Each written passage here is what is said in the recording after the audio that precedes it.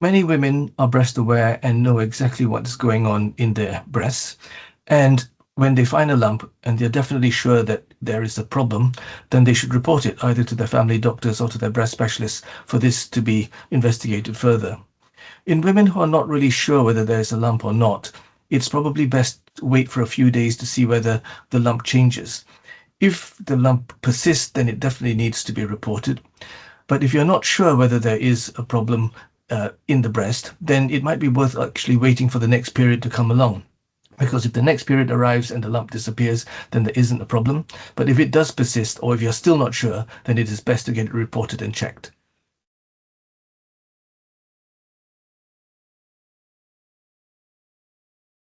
A detailed history and examination is taken to put the symptom of the lump, in this case, in context. We then need a series of investigations that would allow the diagnosis to be made.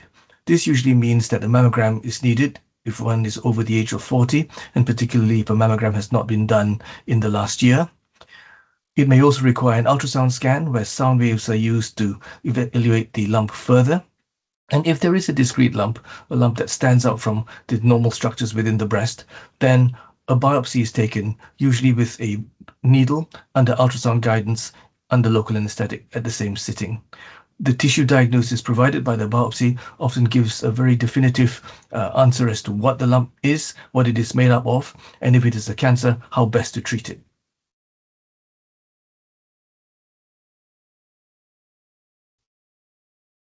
Most clinics are set up for what is called rapid diagnosis. This means that after the clinical assessment by history and examination, patients then can have access to a mammogram where needed, an ultrasound, and the tissue biopsy and the local anesthetic at the same visit. The results of these tests for the imaging is usually straight away. Where a needle biopsy is done, often a diagnosis with a general direction of what needs to be done is available in a day. But in terms of cancer, where more details are needed to be understood about this before a definitive treatment plan can be organized, this may take 2 or 3 working days to follow.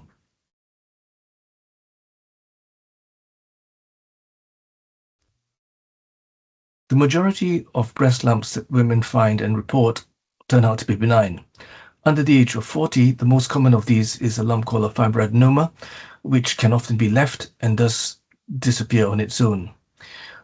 As you approach the menopausal years, the commonest lump is a cyst, which is a fluid-filled sac, and often this can also be left alone or aspirated with no long-term implications.